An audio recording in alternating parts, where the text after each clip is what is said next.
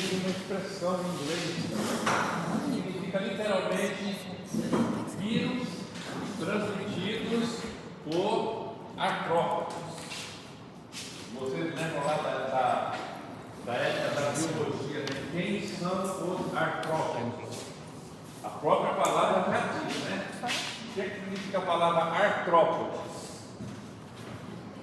O que significa a palavra artrópodes? Artros é o quê? Articulação. Podos é o quê? Pé. São animais que têm patas articuladas. Quem são esses animais?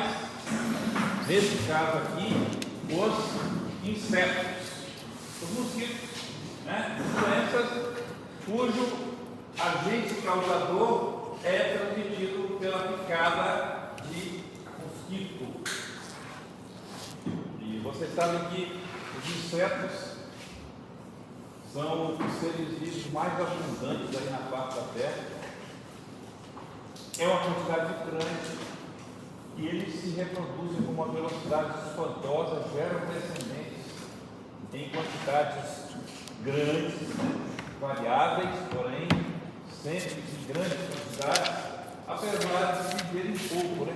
Você sabe quanto tempo de vida tem um mosquito Aedes aegypti? Quanto tempo de vida tem um Aedes aegypti, o mosquito da dengue? Ele vive em torno de 40 dias. 40 dias.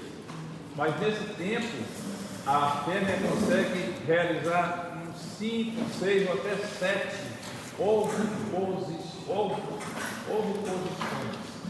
Ela consegue liberar ovos de 5 a 7 vezes durante o período. E ela pode gerar em torno de 3.000 descendentes nesse período.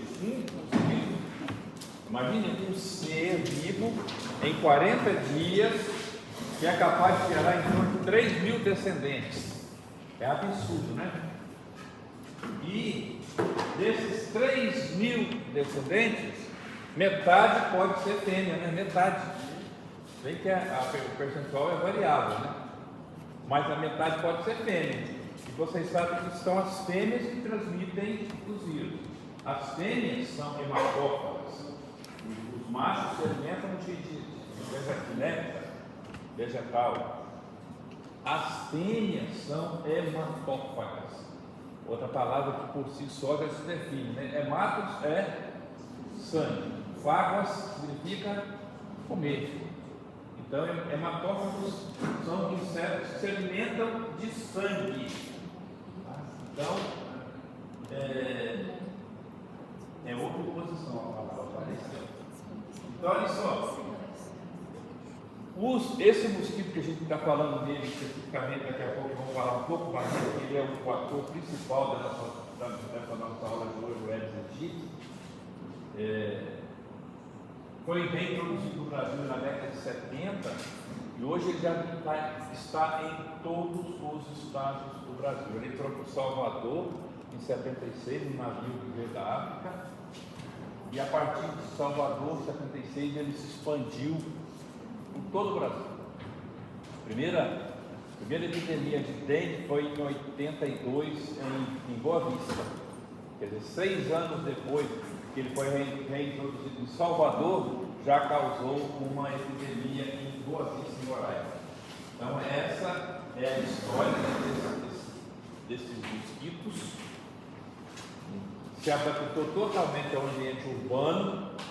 Nós vamos falar aqui de alguma da febre amarela, que a diferença é que o mosquito tem hábitos silvestres, mas dengue, zika, chikungunya é o Aedes aegypti que está no ambiente urbano. Pode estar também na floresta, mas ele está mais adaptado ao ambiente urbano. E o homem oferece todas as condições para que ele se reproduza. Lá em casa mesmo. Eu tenho que sair de vez em quando lá no quintal, catando lá vasilhas, qualquer recipiente que possa acumular água, que é exatamente ali onde a fêmea vai botar os ovos para que possa se reproduzir. Me lembro até de um comercial que passou na televisão na época da dengue. Aí tiraram o comercial do ar, que tinha um médico, Dr. Drauzio Varela, que ele falava assim no final: parem de criar mosquitos, pelo amor de Deus. Aí o pessoal achou meio agressivo, tirou o comercial, a propaganda do Ministério do Ar. Na verdade é isso mesmo. A pessoa que não tem cuidado com o seu pé de domicílio e deixa um monte de recipiente que possa acumular água, está construindo ali uma maternidade de mosquitos. E vai conviver com os mosquitos. E vai conviver com o risco de ter dengue. Aedes aegypti. É esse bendito aí. Quando eu estava na Marinha, teve um marinheiro lá do Ceará, Joab era o nome. Ele chegou na mão, ficou assim com o mosquito na mão. Trouxe aqui eu estava lá na coberta de cabos e marinheiros, lá embaixo do navio, Aí eu achei um mosquito. Aí eu trouxe o danado aqui, para o senhor dar uma olhada nele e falar se não é esse tal do José do Egito que estão falando aí na televisão. Ou seja, entendeu a mensagem, né? Entendeu o nome do mosquito errado, mas ele entendeu a mensagem. Já tinha como identificar. Não era, né? Não era. Mas é esse bendito aí, ó. Um inseto. Nos últimos 50 anos, nenhum ser vivo se espalhou tanto pelo mundo quanto o Aedes aegypti. Se espalhou por todos os países do mundo. Já foi encontrado uma espécie de Aedes aegypti a 2.000 metros aí na Colômbia, em áreas extremamente geladas, né? Ar rarefeito, gelado, e lá está o Aedes aegypti. É uma capacidade de adaptação muito grande. E a gente olha para a história e nós vimos o Brasil passar do século XIX para o século XX caçando mosquito. Lá no Rio de Janeiro, o Oswaldo Cruz tentando controlar a febre amarela. E lá tinha os caçadores de mosquito na época. E a gente ficou com esse fato histórico. E a gente deu o Brasil para passar do século XX para o século XXI caçando mosquito. Estamos aí caçando mosquito.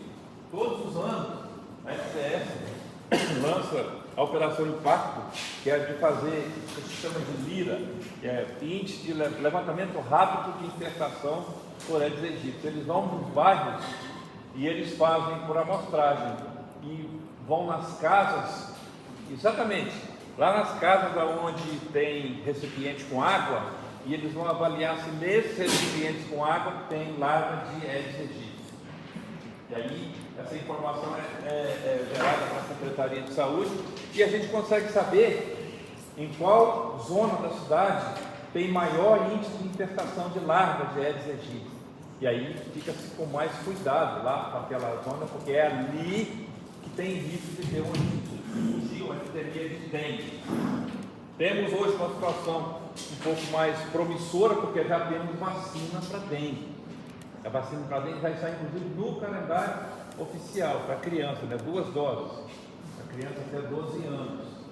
Está lá, 2 doses de vacina para dengue.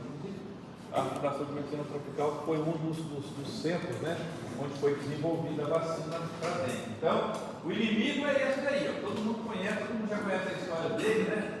Ele já virou até ator de teatro aí, pessoas fantasiadas de Aedes aegypti, com essa característica, que é um animal que tem as patas longas e tem essas manchas brancas na pata, que faz com que ele seja inconfundível.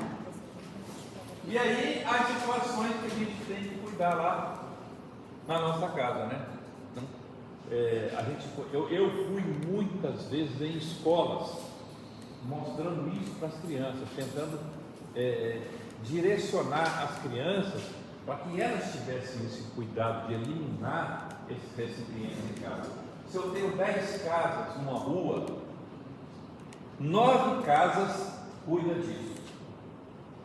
Mas se a última casa da rua a pessoa negligenciar isso daí, derruba o trabalho das outras 9.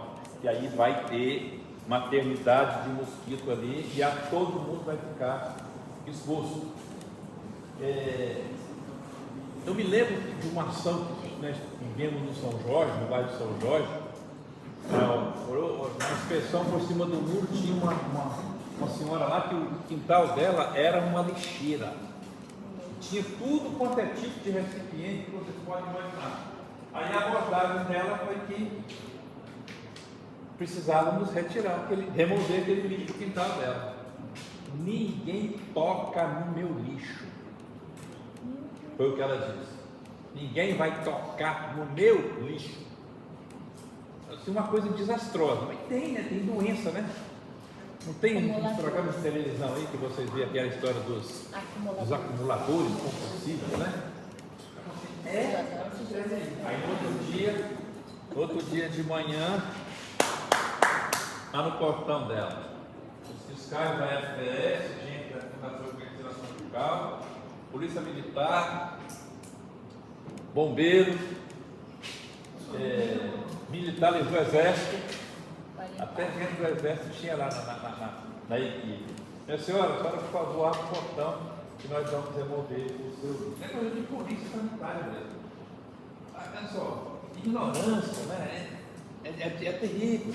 A gente fala, e lá na minha casa, eu ando lá, eu vivo falando lá para quem anda por lá, até para a secretária. Olha, não pode deixar vasilha de acumulável. Minha esposa tem um negócio dos bichos lá que ela carrega aí, de táxi, pet, e aí ela lava os recipientes, aí eu vou só jogando assim água e jogando e virando para recipiente. Mas não vai acumular água. Então, tem que fazer uma inspeção lá no quintal. Caixa d'água, terrível caixa d'água. Teve um ano aí que estava faltando água, e a zona que mais tinha Aedes aegypti era a zona leste, porque a maioria das pessoas tinha tonel em casa para armazenar água. Aí era uma tristeza. Calha, vida, garrafa, vaso, pneu, é terrível. E aí, a gente tem essas arboviroses que a gente fala assim, desde um quadro clínico com dengue, que o paciente tem febre, mal-estar, dor no corpo, dor nas juntas, fica uma semana meio ruim, mal-estar, sem apetite, com fraqueza, até as formas hemorrágicas que podem ser fatais. A própria dengue é uma doença muito traiçoeira, é uma doença potencialmente fatal. Então você pode ter uma síndrome febril diferenciada, pode ser dengue, pode ser febre amarela, pode ser zika, pode ser chikungunya, podem ser outras arboviroses. A floresta tropical é o maior reservatório de arbovídeos do mundo, por razões óbvias. Tem inseto, tem mosquito na floresta tropical úmida. É a de inseto de mosquito. Eu me lembro até que a vez que fomos fazer um passeio aí lá esse passeio ecológico, tinha uma mulher lá de São Paulo, não sei de onde, reclamando dos mosquitos. Não aguento. A pessoa sai lá da cara do chapéu, vem para a Amazônia para fazer turismo e está reclamando de calor e de mosquito. É melhor, então por que veio, né? Por que veio? É reclamar de tudo. Mas o grande problema é que esses insetos, que às vezes deveriam estar só lá no ambiente silvestre, se adaptaram ao ambiente urbano, como foi o caso do Aedes aegypti. E aí as epidemias foram surgindo, né? Primeiro lá em Boa Vista, depois Manaus, em janeiro. Hoje a gente tem relato de epidemia de dengue no Brasil inteiro. Existe no momento, né, uma situação de controle, mas é um controle muito vulnerável, né? A qualquer momento a gente pode ter complicações. Então você pode ter uma síndrome febril diferenciada, essas arboviroses, uma síndrome febril diferenciada.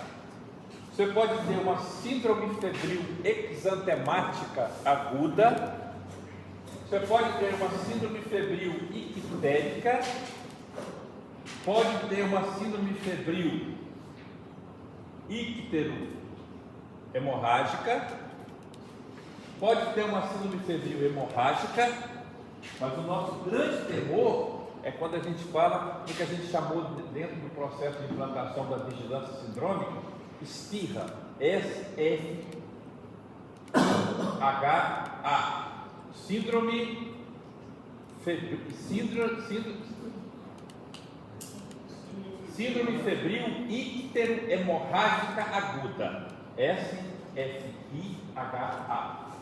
síndrome febril icterohemorrágica aguda. Me lembro que eu fui até em Tabatinga, em São Gabriel da Cachoeira, para a gente implantar esse sistema de vigilância sindrômica nos hospitais. E lembrando que tem que notificar, nesses casos tem que notificar. E vamos falar um pouco de dengue.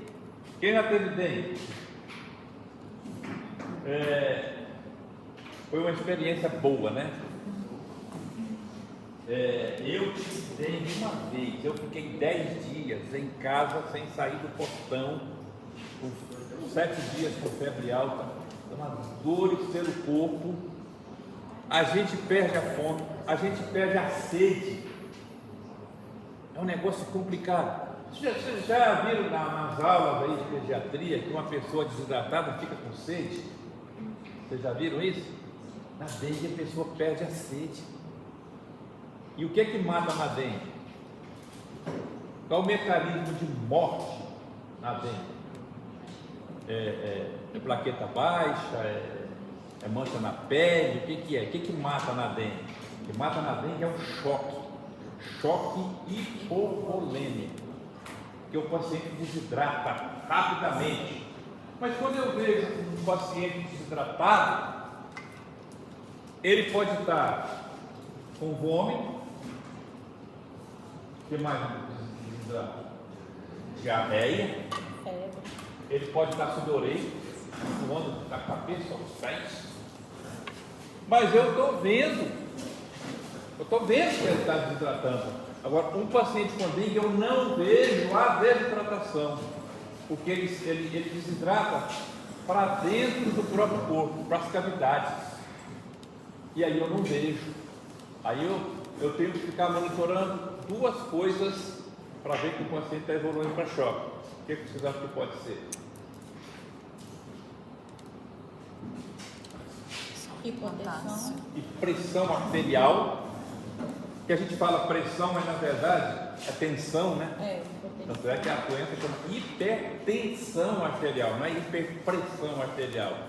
Vocês sabem qual a diferença entre tensão e pressão? Pressão é uma força exercida em cima de uma superfície. Estou fazendo pressão aqui em cima da mesa, isso é pressão. Agora, se eu pego um fio e puxo, aí eu estou fazendo tensão. Como refere aos vasos sanguíneos dilatando e contraindo, eu tenho hipertensão. Então eu tenho que ficar vigiando a tensão arterial. Mas que a gente já convencionou se falar pressão, todo mundo fala pressão. Então a gente fica monitorando a pressão arterial, a tensão arterial do paciente. Tem um outro exame de laboratório que a gente pode ter como marcador, que é a dosagem de albumina. Depois a gente vai dizer aqui, tá? Então a dengue está aí. É a arbovirose mais comum, são 4 vírus. Até algum tempo surgiu uma notícia aí de que tinham identificado dengue 5 lá no Sudeste Asiático, mas depois não ouvi falar mais sobre isso. Então, a transmissão através da picada do mosquito Aedes aegypti, e o aspecto clínico da doença é variável. Pode ser desde uma síndrome febril diferenciada até uma síndrome febril hiperhemorrágica aguda. E essa que mata o paciente. Febre alta, cefaleia, mioartralgia, dor retroorbitária. Isso na época das epidemias de dengue que nós enfrentamos lá na Fundação de Medicina Tropical, as pessoas febre, doutor, estou com febre, dor no corpo, dor na junta e dor nos olhos. Parece que eu tomei uma surra. Muitas pessoas diziam isso. Parece que eu tomei uma surra, porque dói tudo, dói da cabeça aos pés. E aí nós temos um paciente, aí a partir do 3º ou 4º dia, pode aparecer um rastro cutâneo, que são as manchas na pele. Isso não é dengue hemorrágica, é um exantema, mas um paciente com exantema eu tenho que ficar atento com ele, porque é um paciente que pode sangrar, pode evoluir para fenômenos hemorrágicos. O exantema não é nada mais nada menos do que a vasodilatação sistêmica com extravasamento de sangue para a pele. Então, já está havendo extravasamento. Então, muito cuidado com esse paciente. Aliás, tem que ter cuidado com todos os pacientes com dengue, que é uma doença muito traiçoeira, né? E com o prurido, as pessoas se queixam de prurido, coça. Dá muito prurido. As pessoas reclamam muito de prurido. E aí, aparece lá pelo terceiro, quarto dia, aparece, não está dando para ver muito bem não, né? Mas vê que o cara está todo vermelho, né? Tem um exantema aí. E é difuso. Não sei se no caso clínico tem alguma. Teve uma paciente que você coloca a mão assim nas costas do paciente, aperta uns 10 segundos, quando você tira a sua mão, está branquinha lá desenhada. Tamanha é a vasodilatação. Então a dengue clássica é essa, tá? É essa que o paciente vai dizer que parece que tomou uma surra. É febre alta nos primeiros dias, cefaleia, dor no corpo, dói tudo, dor na junta. É a pessoa que diz que parece que tomou uma surra, né? E muito cuidado com esse paciente. O que a gente tem que observar no paciente com dengue? O período localizado entre o terceiro e o quinto, sexto dia é o período mais perigoso da dengue. É nesse período que o paciente pode desenvolver hipotensão e pode evoluir para choque. Quando o paciente com dengue evolui para choque, ele vai morrer. Ele vai morrer. Porque a partir do momento que ele entra em choque, a gente não consegue mais reverter. E não revertendo o choque, daqui a pouco o paciente começa a sangrar. E sangra por tudo o que é local possível. Eu perdi um paciente com dengue, 57 anos lá no hospital de dentista. Foi assim, trágico demais. A gente fazendo hidratação, mesmo assim, lá pelo quarto, quinto dia, a pressão dele foi baixando, aí ele foi para a UTI.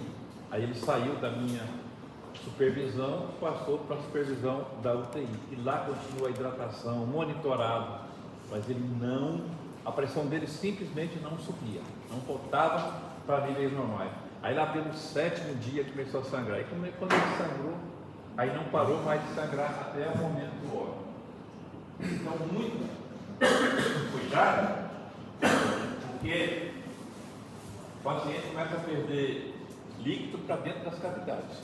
Aí você vai hidratando, até que chega um momento que o paciente começa a reabsorver esse líquido, né, para recompor volume.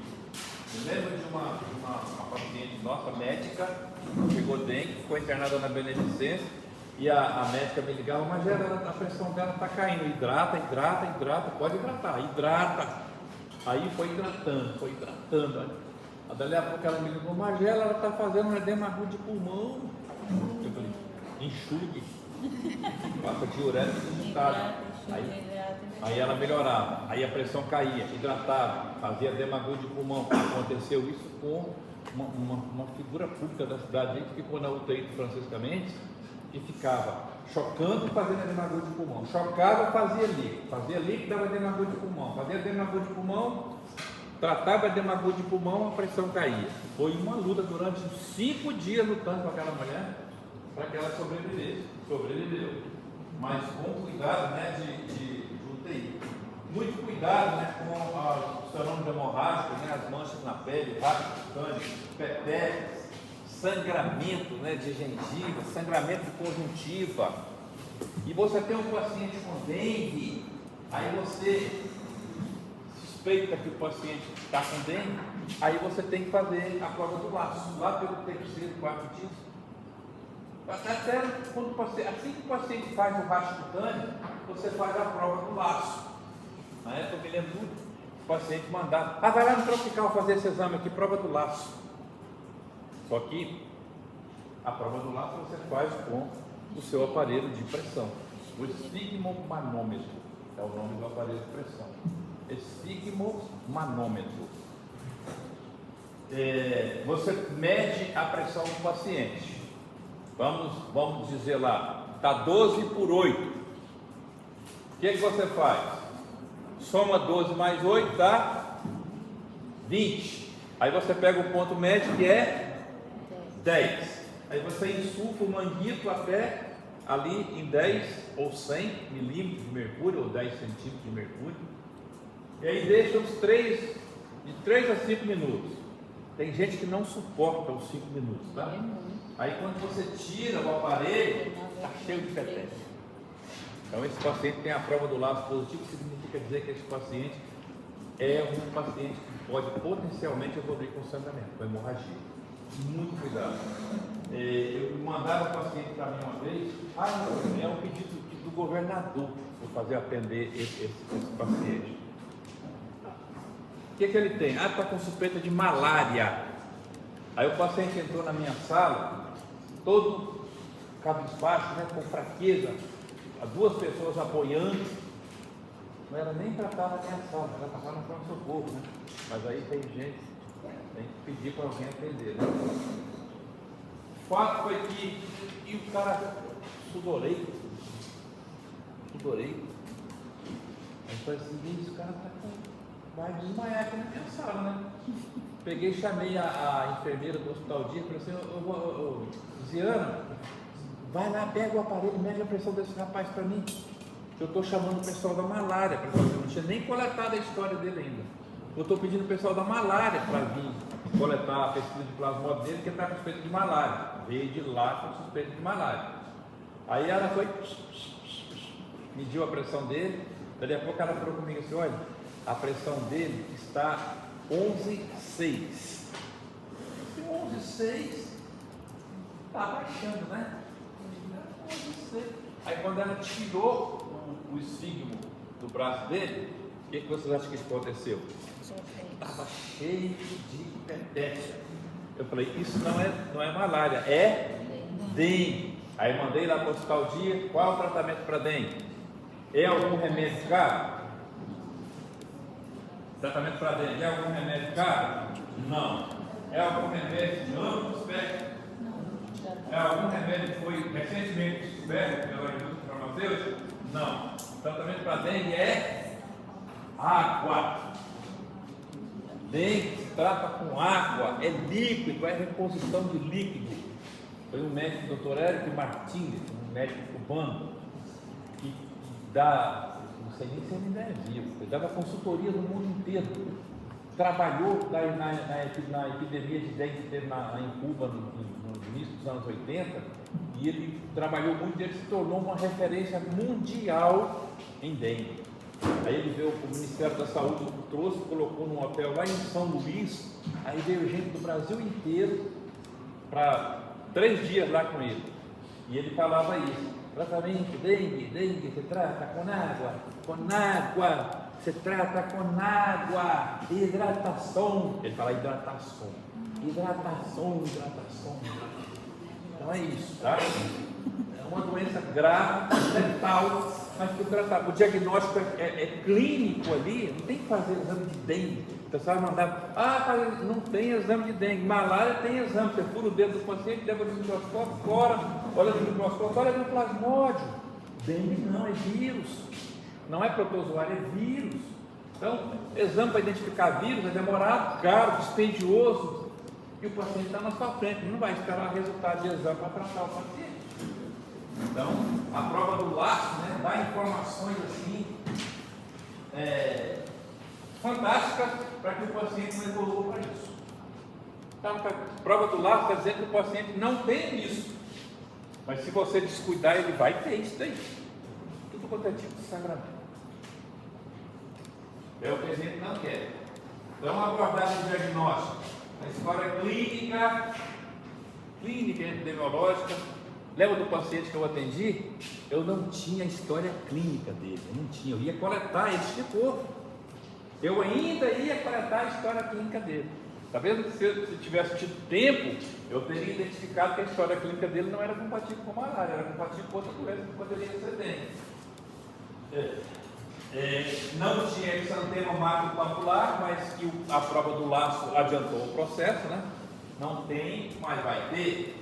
Olha, cuidado com a interpretação de hemorrágica, 4 megavia, e você vai precisar de alguns exames laboratoriais. No primeiro dia não adianta pedir hemograma. Pedro Vidente, aí vem aqui fazer. No primeiro dia não vai ter alteração nenhuma no hemograma. No segundo dia não vai ter nenhuma alteração no hemograma. A partir do terceiro dia já começa a ter alteração. E quais são as alterações no hemograma de um paciente com uma síndrome febril clinicamente compatível com dengue que vocês vão se preocupar no hemograma? O que pode ter no hemograma? No hemograma, você pode ter leucopenia ou pode ter leucocitose, tá? E chama a atenção o aumento do hematócrito. Quando o paciente começa a perder líquido, né, para o terceiro espaço, o que acontece? O hematócrito aumenta. O paciente chega lá com hematócrito de 50, 52, 54. Hemoglobina de 16, 17, 18, significa dizer que o sangue dele está grosso, como diz o caboclo. Está perdendo líquido para o terceiro espaço e o sangue vai ficando grosso, vai ficando concentrado. Então, o aumento do hematócrito diz que o paciente está hemoconcentrado, está perdendo líquido para o terceiro espaço. Então, essa é a preocupação. Muito mais do que as plaquetas, tá? Plaqueta pode cair? Pode. Mas eu me preocupo muito mais com o hematócrito e com a dosagem de albumina do que com as plaquetas. O paciente estava lá, a mãe dele desesperada, só tem que explicar para a mãe dele que a mãe dele está chorando lá porque o menino estava com 37 mil plaquetas de manhã. 37 mil plaquetas é uma plaqueta pra caramba. Tem pacientes com púrpura que vivem com 5 mil plaquetas. Mas no paciente com dengue ela pode cair. Aí o menino estava com 37 mil plaquetas de manhã e agora à tarde repetiu o exame e ele está com 30 mil plaquetas. Aí ele vai explicar para ela: olha, ele está com as mesmas 37 mil plaquetas que ele estava de manhã. Só que de manhã, quando coletaram o sangue dele para fazer o exame, o sangue dele estava concentrado, as plaquetas estavam aglutinadas. Aí ele passou por um processo de hidratação. O que acontece com as plaquetas, com as células sanguíneas? Se espalham, e aí é natural que caia mesmo, o número cai depois de um processo de hidratação. Então, muito cuidado, pode aumentar transaminases, alteração de coagulação só em casos graves, né? E quando o paciente evolui para choque, é uma disfunção orgânica múltipla, que é tudo o que a gente não quer que aconteça. O diagnóstico é clínico, tá? Tem alguns exames que você pode fazer, PCR, para identificar o material genético do vírus, mas é caro e demora. E você não pode ficar esperando o resultado de exame para tratar o seu paciente com ele. Vai morrer se você esperar o resultado de exame. Detecção de antígeno NS1 é o famoso teste rápido para dengue, né? Que agora nem tem mais, tá? Na época tinha, a gente usava muito isso. Então é importante vocês saberem que existia esse teste rápido. De vez em quando aparece algum paciente no tropical que os médicos encaminham para fazer teste rápido para dengue. Meu amigo, não faz mais. Faz o diagnóstico clínico. E depois do 5º dia, você pode pedir a sorologia, ou seja, identificar os anticorpos. Se você pedir sorologia do paciente dengue no primeiro, segundo, terceiro, 4º dia, vai dar negativo, não tem anticorpos ainda. A partir do 5º dia já começa a produzir os anticorpos de fase aguda, que é a IgM. E lá pelo 14º dia, 15º, a IgM começa a cair e aí começa a aparecer IgG. E é essa que se mantém, que é o anticorpo protetor. Então, olha só, isso aqui é um quadro fantástico, né? É um cronopatograma. Acho que podem chamar assim. Olha só, tem tudo, todas as informações que a gente precisa estar aí. Qual é o primeiro item lá? Conseguem ver? Olha lá, ali em cima, dia da doença. Pode ver que é uma doença que dura até 10 dias, né? No máximo 10 dias.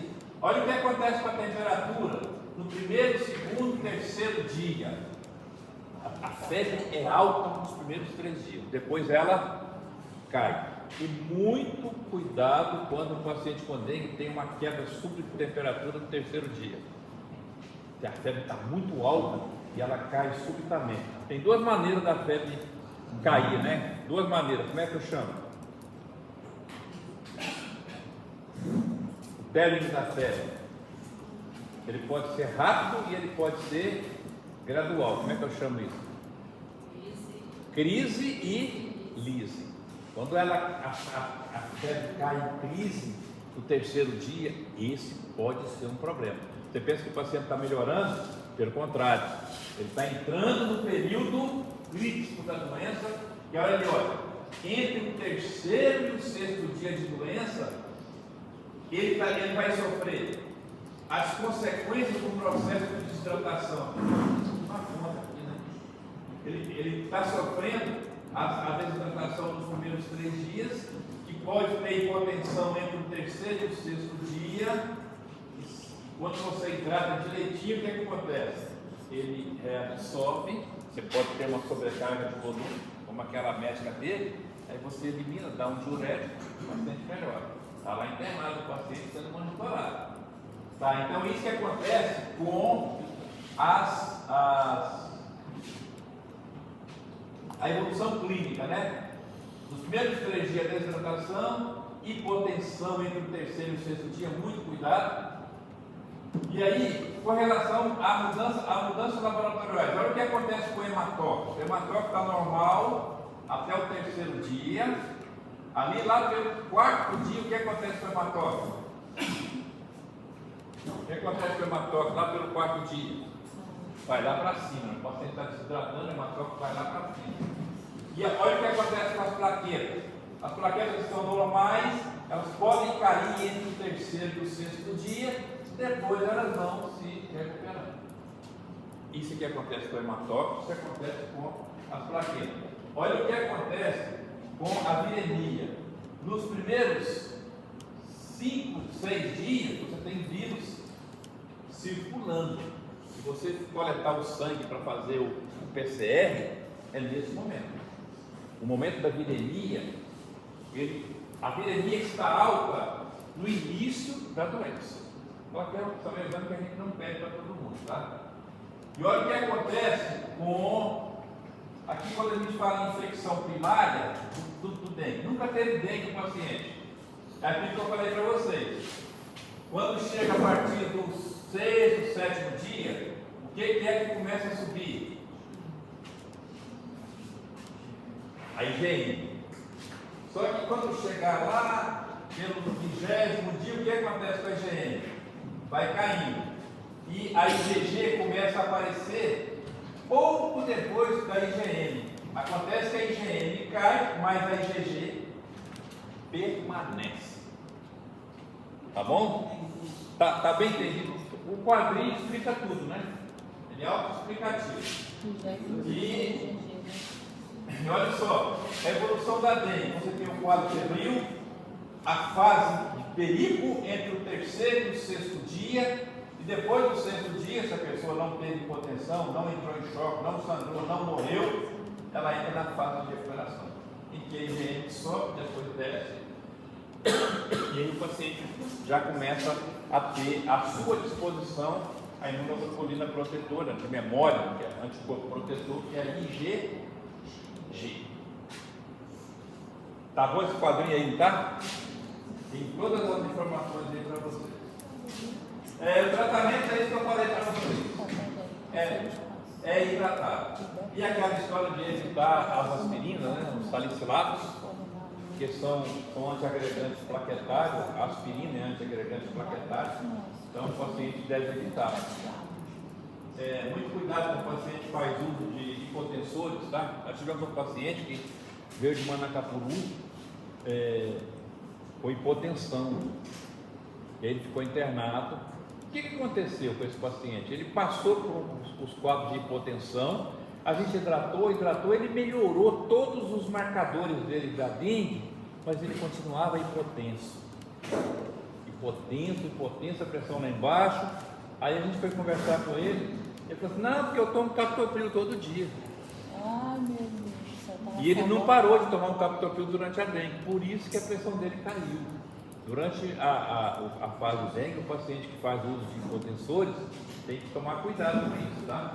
Aí a gente tomou o captopril dele, ficou observando, aí a pressão dele voltou ao normal. E o tratamento é a hidratação, tá? E tem aquele material do Ministério, tem lá no manual do Ministério, tá? Isso aí. Hoje em dia, até não tem essa classificação de grupo A, B, C, D.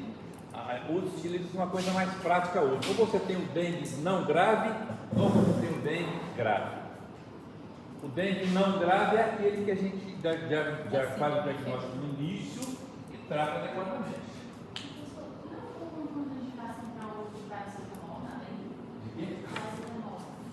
Paracetamol não.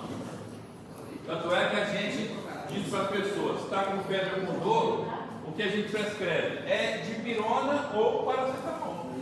A contraindicação são os salicilatos, a aspirina. E anti-inflamatório, né? Não tomar anti-inflamatório também. Porque pode causar irritação na mucosa gástrica e o paciente pode estar grave. Então, olha só. Aí você tem essa classificação antiga aí do Ministério. Geralmente tem no manual do Ministério isso aí, a gente vai ficar lendo um por um aqui, porque é muita informação. Então tem esses fluxogramas que são feitos na época de epidemias e fica disponibilizado para quem está na linha de frente para atender. A pessoa, eu digo para vocês, durante uma epidemia, o profissional de saúde recebe uma informação como essa aqui, aí ele se prepara para enfrentar a situação. Aí, em questão de 24 horas depois, ele já assimilou tudo isso aí na prática. Aí fica tudo mais fácil. Ele já sabe quanto é que tem que hidratar criança, como hidratar adulto, de maneira prática. Como é que a gente fazia lá na época dos pacientes com dengue? A gente pegava o paciente e fazia para ele 75 ml por quilo de peso dia. 75 ml quilo dia.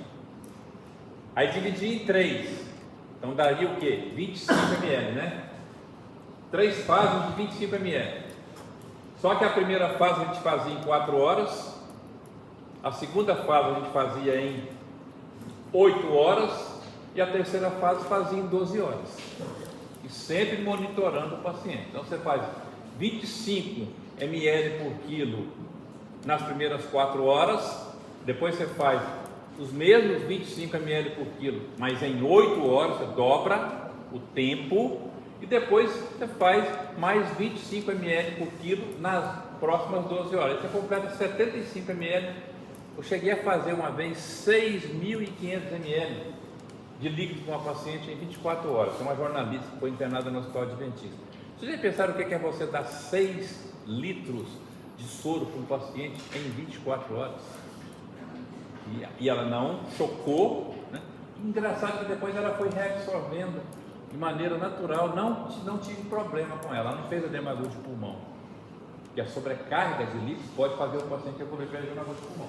Então, muito cuidado, é só ter observação, saber que a doença é dinâmica, o paciente está bem de manhã, à tarde ele está morto. E aconteceu. Uma adolescente de 14 anos, bem maravilhosa, tá? Mas estava no 4º dia de doença. 4º, 5º dia. Muito bem, aquela confusão toda, o hospital lotado.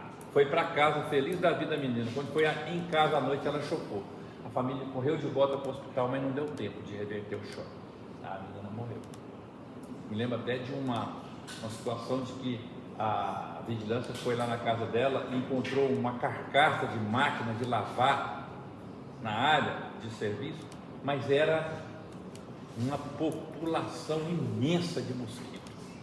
Eu me lembro que apareceu o pai dela na televisão dando machadada com machado, né? Batendo com machado naquela carcaça de máquina de lavar, mas a culpa não era da carcaça, né? A culpa é de quem deixou a carcaça lá cheia de líquido e os mosquitos se reproduziram ali dentro de casa, né? Dentro de casa. Então, muito cuidado com isso. Então, os fluxogramas, vocês podem, quando vocês forem estudar para a prova, podem dar uma passada neles aí que você tem, é informação demais que tem, mas basicamente é isso aqui. O que eu estou falando para vocês é um resumo que está aí, da maneira prática, né? como a gente fazia na prática. Então, a gente sabe que o paciente que der dengue não grave vai tratar o paciente por via oral, vai orientar o paciente a tomar analgésico, fazer hidratação oral em casa, sempre observando, né? Muita observação. Agora, quando o paciente já tem fenômenos hemorrágicos, está com hipotensão, está com sudorese, está com sensação de desmaio, a gente chama isso de sinais de alarme. No início eram sinais de alerta, aí mudou para sinais de alarme. Aí você manda o paciente para casa, hidratando oralmente, mas orienta que se aparecer sinal de alarme, ele tem que voltar imediatamente para o hospital. Voltar imediatamente, porque o paciente pode, né, evoluir com hipotensão e choque. E quem faz hipotensão e quem faz choque vai sangrar. Vai sangrar e vai morrer, tá? Não é reversível o choque da dengue, tá? Só para Só para dar tchau.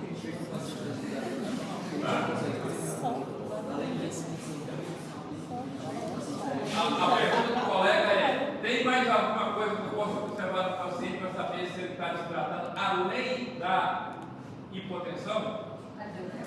Tem a dosagem de albumina. Dosagem de albumina. Se você tem albumina baixa num paciente que está com hipotensão, todos os cuidados é pouco. E o hematócrito, viu? O hematócrito, como é que vai dar o hematócrito desse paciente? Que está entre o terceiro e o sexto dia de doença, está com hipotensão e está com albumina baixa. Com certeza, como estará o hematócrito? Alto. Você tem ali alguns exames, né, fáceis de serem realizados e que dão informações importantíssimas, né, para o médico que está cuidando do paciente. A profilaxia, a principal é o combate ao VIH. Essas são as campanhas de erradicação, de controle do Aedes aegypti no ambiente peridomiciliar e intradomiciliar. Esse danado, ele está dentro de casa, ele fica dentro de casa, dentro das casas. Como naquela menina que estava lá na carcaça da máquina de lavar. Tá? Então a gente tem aí agora a disponibilidade da vacina para dengue, né? Vocês podem até verificar se vocês, quem não teve dengue, já pode pensar em fazer a vacinação. Então, gente, dengue é isso, tá? É uma doença febril, aguda, que pode ter uma evolução benigna, mas que pode levar o seu paciente ao óbito se você se descuidar dele. Professor, o mosquito da dengue, ele já nasce infectado com vírus, ele se contamina. O planófilo ele se contamina. Eu fui dar uma palestra lá em uma cidade chamada Apuí, lá no sul do Amazonas, na Transamazônica. E é uma cidade muito fora do estado. Eu passei 10 dias lá na cidade, eu encontrei 2 amazonenses na cidade. Tudo gente de Rio Grande do Sul, Minas Gerais, Espírito Santo, Mato Grosso, Paraná. Aí a cidade tinha 12 mil habitantes e tinha tido 15 mil casos de malária lá no mês. Eu era residente, o doutor Wilson daqui me mandou para lá, vai lá ver o que está acontecendo lá, vai tratar esse povo lá. Aí eu fui dar uma palestra sobre a malária, sobre o resultado no auditório, aí o senhorzinho sentado lá na primeira fila, com a calça toda suja, de chinelo, baiana, chapéuzinho assim na mão. Aí ele me perguntou assim, na hora da pergunta, ele falou: doutor, uma pergunta para o senhor, e na dúvida aqui agora. Então, é o mosquito que infecta nós ou é nós que infecta o mosquito? A pergunta dele, né? É a mesma pergunta. As duas coisas. Se o mosquito está infectado, Como é que ele se infectou? A fêmea fez um repasso sanguíneo em uma pessoa doente, naquela fase de epidemia. A pessoa está lá no primeiro dia de doente, está lá, você com febre, frio, mosquito vai lá, suga o sangue dela e pega o vírus. E a fêmea, quando ela tem o vírus, ela transmite esse vírus para todas as fêmeas que ela deve gerar como descendente. A fêmea sugou o sangue, ela permanece infectada a vida toda dela, os 40 dias, ou menos, mas ela vai passar o vírus para todas as descendentes que forem fêmeas. Lembra que eu falei para vocês? Um mosquito capaz de gerar 3.000 descendentes em 40 dias.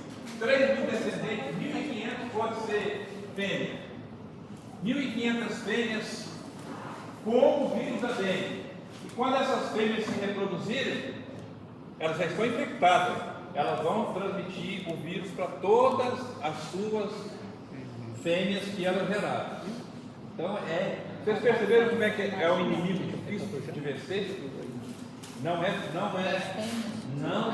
para ser ignorado. Então, e a gente lidava com dengue, com todas essas doenças da dengue, todos esses riscos, perdendo pacientes, mas felizmente salvando a maioria deles.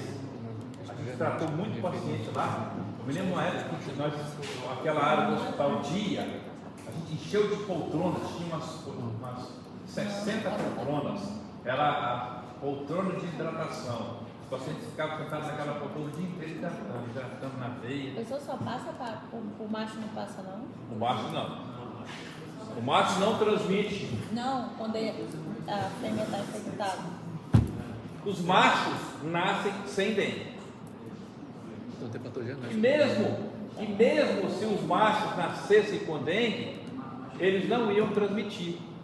Por quê? Porque os machos não são hematófagos. As fêmeas são hematófagas.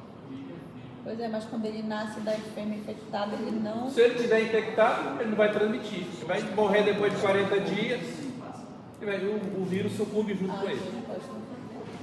E aí, a gente tinha lá esse monte de problema com dengue e de repente aparece o quê? Aparecem algumas pessoas com um quadro febril agudo, com mioartralgias, mas sem aquela dor retorbitária, e chamava a atenção a predominância de um sinal bem claro que era a artralgia. Foi quando a gente começou a ver os primeiros casos de febre chikungunya. Olha só, a primeira paciente que nós vimos lá no Tropical era uma paciente venezuelana. Então ela chegou com um quadro febril, ela estava já com 4 dias de doença, com um quadro febril agudo, a febre dela não era tão alta assim, mas ela chorava de dor nas juntas das mãos. Ela ficava com as mãos assim, ó, e chorava de dor. O que chama a atenção da dengue são as dores articulares. Então, as pessoas lá na Tanzânia, quando surgiu essa epidemia na África, as pessoas tinham tantas dores articulares que elas andavam encurvadas. Daí o nome de chikungunya, que é aquele que anda encurvado, por causa das dores provocadas pela artralgia. Então, mais uma outra arbovirose transmitida pelo bendito Aedes aegypti. Síndrome febril aguda, pós-aguda, e tem a forma crônica, que é aquele paciente que fica com as artralgias 6, 7, 8, 10, 12 meses depois, o paciente com artralgia. Eu vi um relato de um paciente na televisão, lá na casa de férias, lá em Belo Horizonte, que ele pensou em se suicidar 2 vezes por causa das dores articulares, por causa da chikungunya. Aí me lembro daquela paciente lá, em vez da Venezuela, mais um vírus transmitido por esse bendito Aedes aegypti. Olha só, nós estamos falando de um único mosquito, Aedes aegypti, que é o nome dele, que é o nome dele. A tradução literal da expressão Aedes aegypti é o odioso do Egito, um ser odioso que surgiu no Egito, por isso que o nome dele é Aedes aegypti. Um único mosquito capaz de transmitir dengue 1, dengue 2, dengue 3, dengue 4, chikungunya, zika e febre amarela.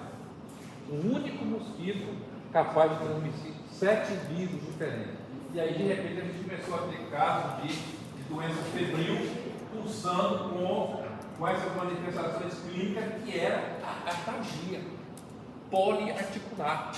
Substituíram todas as articulações. A nossa paciente venezuelana, ela não chegava a chorar nem pensar em se suicidar como o paciente lá de Belo Horizonte, mas ela tinha uma manifestação bastante marcante, né, da dor. Ela tinha racho cutâneo, ela tinha febre alta, tinha artralgia. Só depois do 5º dia foi que ela apareceu com as manchinhas na pele, muito discreta. E aí a gente já estava atento, o Ministério já tinha emitido o alerta, e a gente teve então a nossa primeira paciente, né, com febre chikungunya, na sua fase aguda, febre, mal-estar, racho cutâneo, mas com muita artralgia, poliartralgia.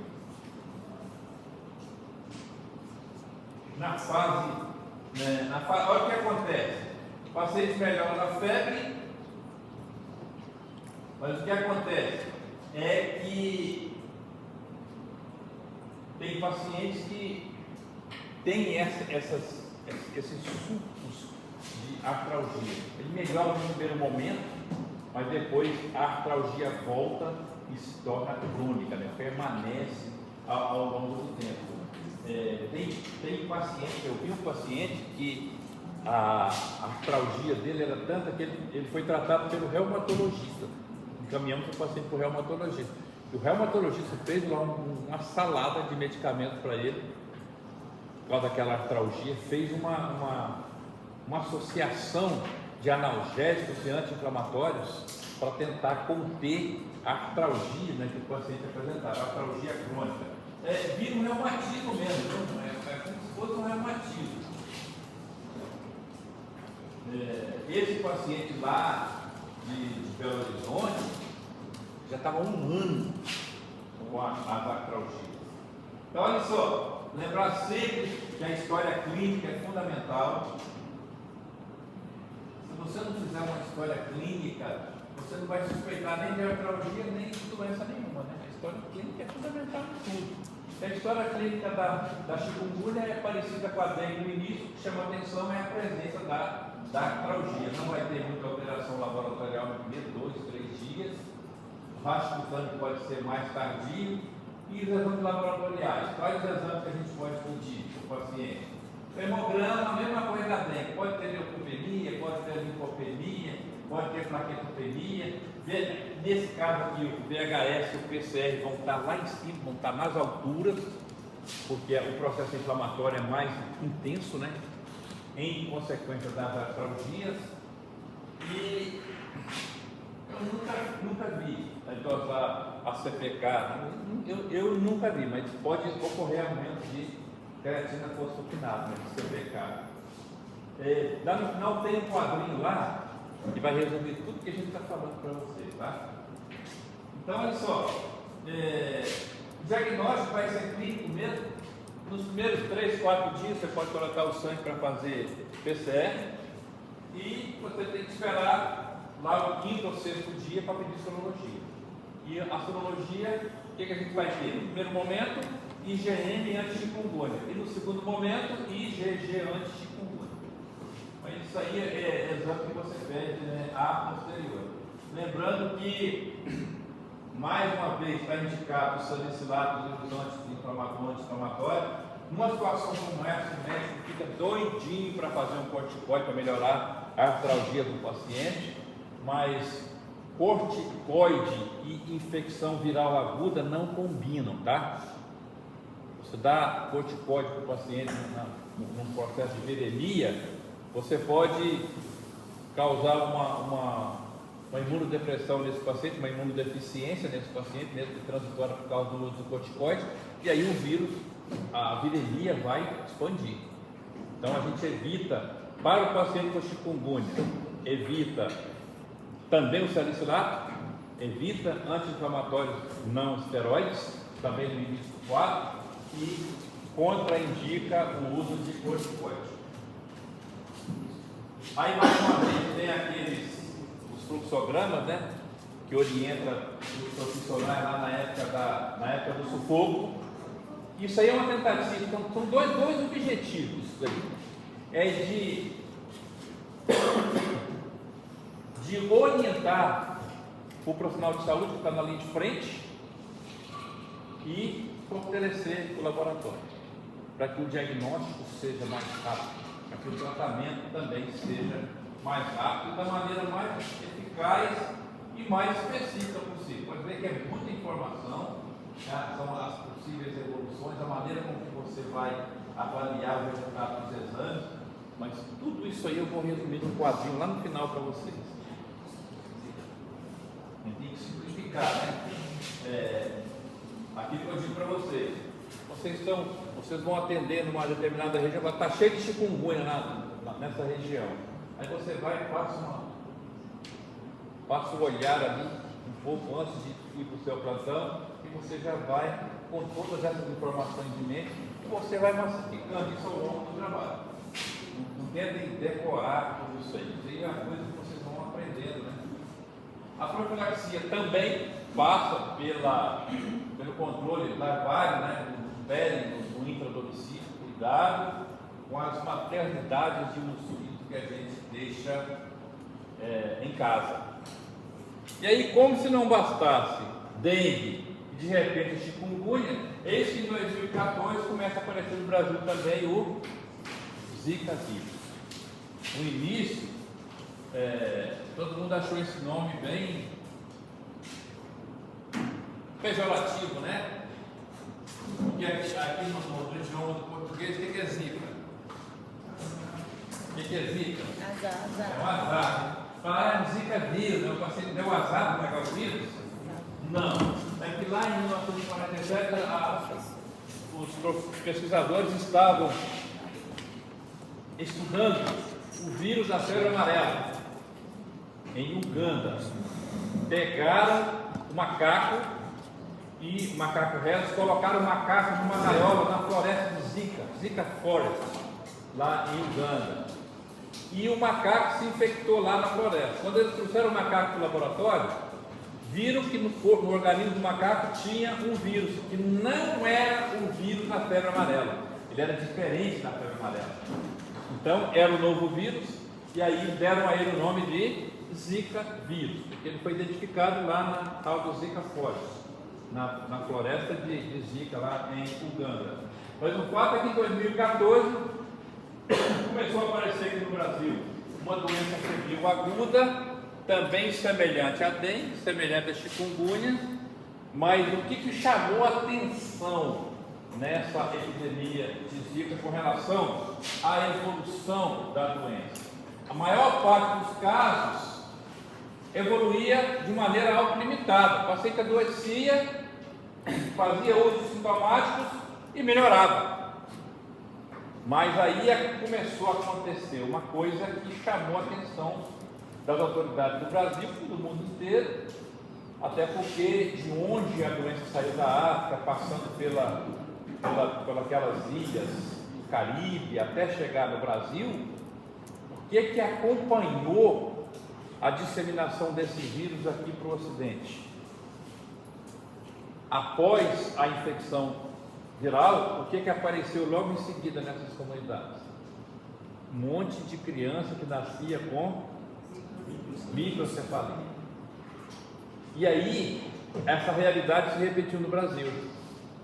E a gente viu que era uma doença febril, autolimitada, mas que trazia um risco muito grande quando acometia as gestantes. E a gente teve uma realidade muito triste no Nordeste, até hoje, né? Tem um monte de crianças aí que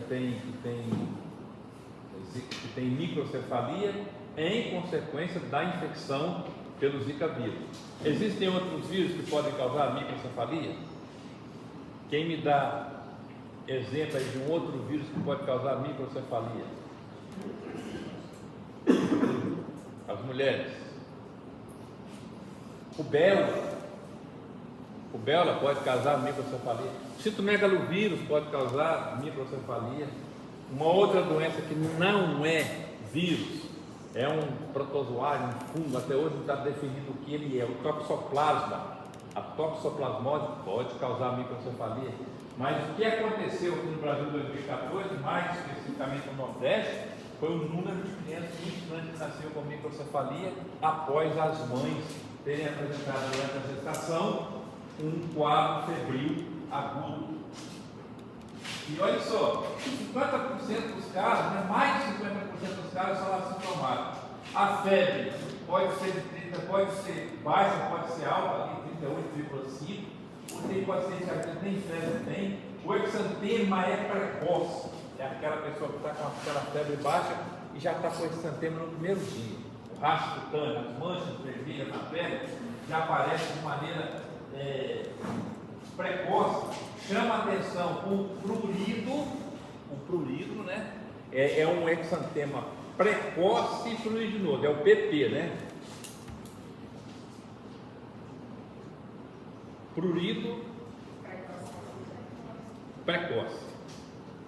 O exantema é pruriginoso e é precoce. E o paciente tem manifestação ocular, semelhante a uma conjuntivite. O olho fica congesto, fica com aquela sensação de areia, da hiperemia subconjuntival. Então, cefaleia, astenia, mialgia, mas nada que chame a atenção mais do que o exantema precoce, pruriginoso, com alguns pacientes apresentando sinais de conjuntivite.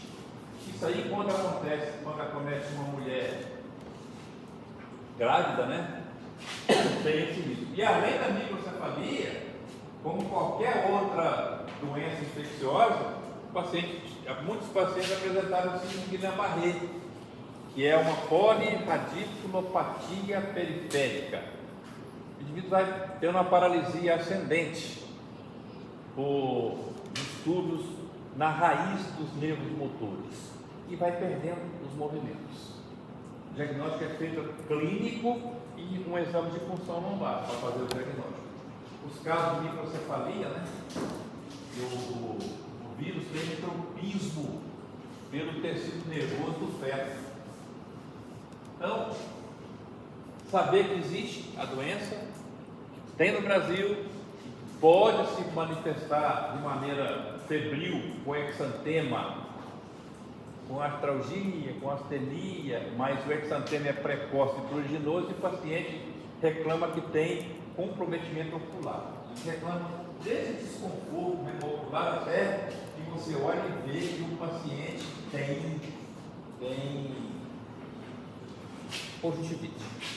O hemograma no primeiro momento pode ter alterações discretas ou pode até nem ter alterações, mas o paciente tem, o que prevalece é a leucopenia e linfopenia, que não é plaquetopenia, leucopenia e plaquetopenia, ou seja, diminui o número de glóbulos brancos e diminui um pouco das plaquetas, mas não é aquela plaquetopenia severa como é na gente.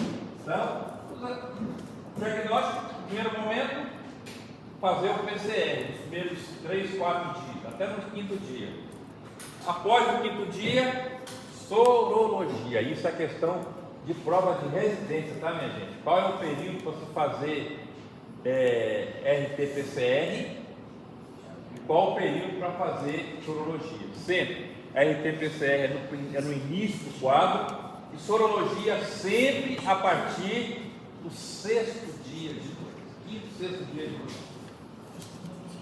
E o tratamento é sintomático e, mais uma vez, a gente orientar o paciente a fazer hidratação e não usar salicilatos, aspirina. E paciente que tenha comprometimento grave, né, do estado geral, que tenha hipotensão, que tenha distúrbio neurológico, as gestantes, são as pessoas que vocês vão ter que dar orientações no que diz respeito a cuidar, a manter a observação e voltar para o hospital, voltar para a unidade de saúde se for necessário. A profilaxia também vai passar pelo combate, pela eliminação dos criadouros de insetos, né? Das maternidades de mosquitos lá dentro da nossa casa, no nosso quintal. E esse é o quadrinho que resume tudo que a gente falou. Vamos lá? Vamos lá. Com relação à duração da febre, como é que é a febre na dengue? Fale para mim. Fale para mim. Ela é alta e dura até 7 dias. Como é que é a febre na zika? É baixa e dura pouco. A dengue é alta e dura muito. A zika é baixa e dura pouco. E a chikungunya? É alta, mas dura pouco. Dura aí 2, 3 dias no máximo. O exantema, lembra que eu falei que o exantema da dengue aparece no 3º, 6º dia? E que da zika ele é precoce? Precoce e pruriginoso, lembra? E da chikungunya vai aí do 2º ao 5º dia, parece com o da dengue, né? Tem pouca diferença. A artralgia, olha só como é que é a artralgia na dengue: uma cruz, artralgia na zika, 2 cruzes, artralgia da chikungunya, 3 cruzes. Significa dizer que é mais prevalente no quadro de chikungunya. Olha só a artralgia, né? Leve na dengue, leve ou moderada na zika e moderada e intensa na chikungunya, que é o que a gente transformou em cruz ali em cima. O edema articular, na dengue você vai ter dor muscular, mas não vai ter edema. Você pode ter presença de edema na zika e vai ter também na chikungunya. O problema é que na chikungunya você tem o edema, mas tem muita dor. A dor da chikungunya é muito maior do que da zika. E o edema articular, que é mais coisa? A conjuntivite, lembra que eu falei para vocês? Que a paciente com zika tem a febre que pode ser baixa, mas o que chama a atenção é o exantema precoce e com prurido, e com a presença de conjuntivite. Olha aqui, mais da metade dos casos, né? Você tem comprometimento de conjuntivite nos casos de zika. Pode ter chikungunya, mas é muito pouco. E a cefaleia? Lembra que eu falei para vocês que a paciente com dengue disse que parece que levou uma surra e que ele dói, a cabeça dele dói e ele tem uma dor muito intensa aonde? Retroorbitária.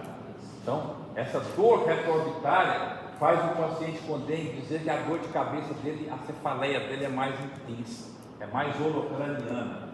Então você tem muita dor de cabeça, 3 cruzes da cefaleia na dengue e ali na chikungunya e na zika. Tem cefaleia? Tem, mas com uma intensidade menor. Olha só, resumiu todo o quadro clínico das 3 arboviroses que a gente estava falando aqui.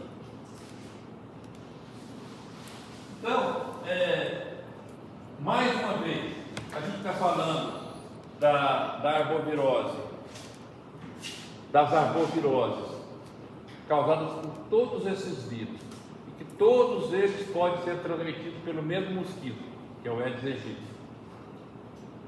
Então, a prevenção passa pela informação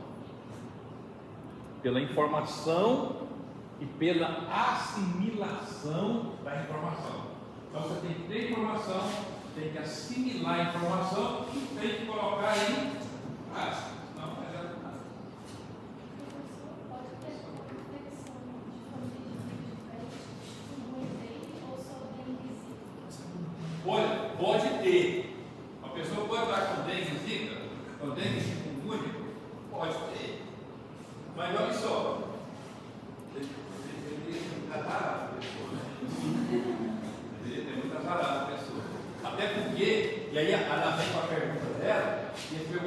Mas o mesmo mosquito Aedes aegypti, ele pode ter dois desses vírus diferentes. Foram encontrados sim algumas espécies de Aedes aegypti com zika, chikungunya, com zika ou da dengue, mas isso não prevaleceu em grande escala. Então, é possível? É, mas é muito difícil. A pessoa teria que ser muito beneficiada pela sorte, né? Para pegar um mosquito que tivesse os dois vírus ao mesmo tempo, ou ser picada por uma fêmea de Aedes aegypti que tivesse com dengue e uma outra fêmea de Aedes aegypti que tivesse com zika ou com chikungunya. Então, assim, no campo das probabilidades é muito difícil, mas pode acontecer. Nós na medicina, vocês que vão praticar medicina, vão ver que não tratamos com ciência exata, né? Se o professor dizia assim, em medicina, nem nunca, nem sempre. Tudo pode acontecer, inclusive não. Então a prevenção, mais uma vez, passa por termos a informação da importância de se combater os criadores do Aedes aegypti. Deixa eu dizer aqui uma coisa para vocês. Esse mosquito, ele é tão traiçoeiro, a mosquita, como diz a ex-presidente, a mosquita, ela é ardilosa. Você deixa um recipiente com água ali no seu quintal, um recipiente sem água, não tem água nele. Aí a mosquita está ali, né? A fêmea está ali voando. Aí ela vê o recipiente, não tem água. Vocês acham que ela vai botar os ovos dela num recipiente onde não tem água? O que vocês acham? Pois ela vai. E ela bota os ovos dela na parede do recipiente, vai lá e cola os ovos na parede do recipiente, porque ela sabe o seguinte: não tem água, mas vai ter. Potencialmente, a possibilidade de ter água ali é muito grande, porque está lá o recipiente. Se der uma chuva, está lá a água.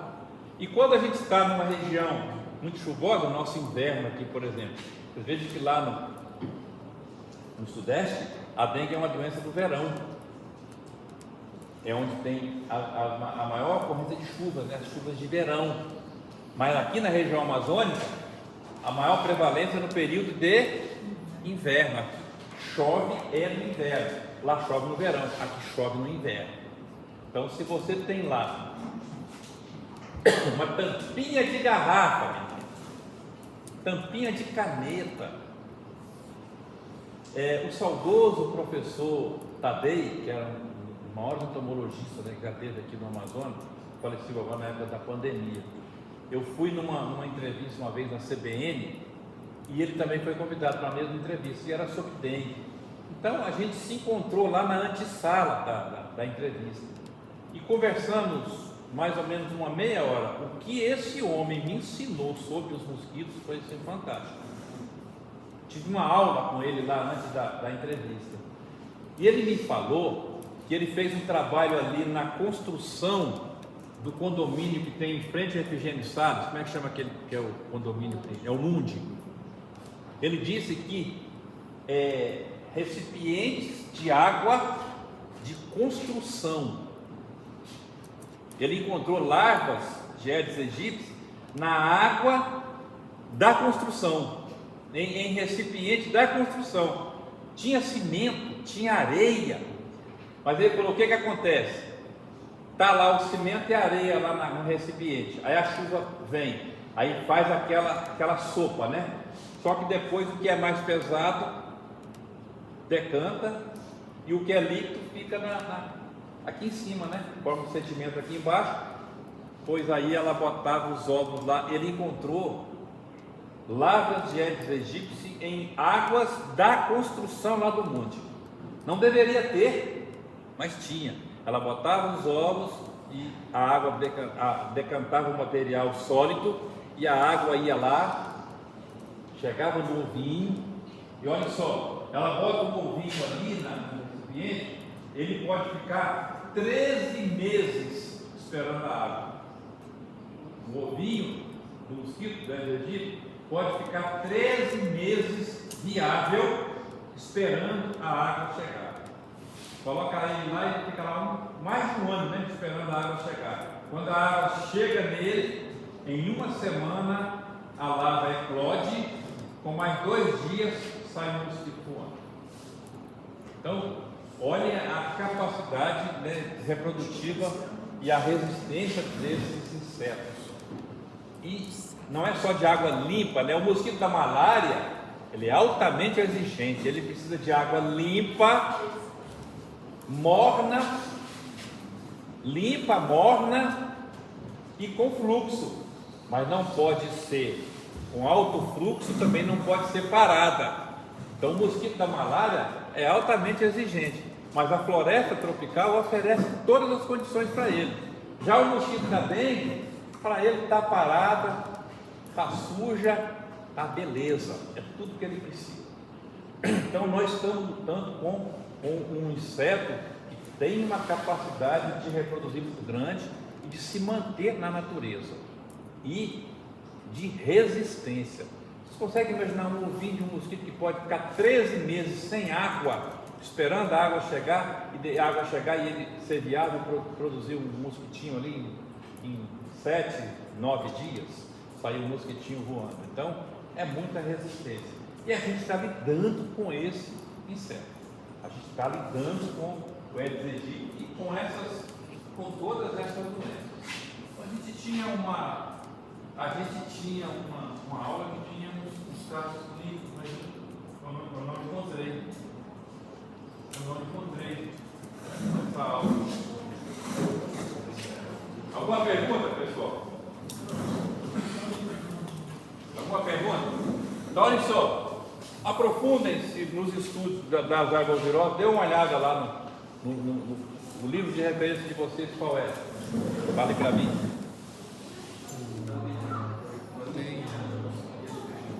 Oi? Sim, pode ser. Mas é bom dar uma olhadinha lá no livro texto, que às vezes tem algumas informações a mais, tá? No livro texto. O livro de infectologia, né, Dudu? Os nossos livros de infectologia. A gente estudava muito pelo Veronese, no livro do Dr. Veronese, do Coura, Domingos Rodrigues Coura, também. E no Mauro Chester, Mauro Chester e Denise Marangon. Eles têm um livro bacana de infectologia, tá? Mauro Chester e Denise Marangon. Era um livro que eu utilizava muito na prática. Eu lia, porque eu ia para o plantão no pronto-socorro e eu gostava de levar informações para o plantão. Então façam isso, dêem uma olhada lá no livro texto. O guia do Ministério da Saúde ajuda muito, ele é escrito a várias mãos, tá? Ele não sai dali por acaso. Há uma reunião lá de pessoas que são especialistas mesmo nas matérias, e os guias de vigilância, eles são construídos com muito critério, com muita experiência, e tem um valor assim, inestimável. Então vocês podem ter sempre, e são atualizados, né? Então vocês podem sempre sim, ter aqueles manuais do Ministério como referência. Alguma mais perguntas sobre dengue, pessoal? Chikungunya, zika? Então não se esqueça daquele quadrinho ali. Olha só, 2 quadrinhos que eu mostrei para vocês aqui que são assim fantásticos. Esse comparativo, né, entre as 3 patologias, né? Esse, né? Esse. Você consegue diferenciar em termos de evolução, em termos de laboratório. E aquele outro quadrinho da dengue que eu mostrei para vocês, toda a evolução da febre, do hematócrito, do quadro clínico, dos anticorpos, da plaquetopenia, do hematócrito. Então, aprofundem os estudos, porque são muitas informações, tá? Mas eu acho que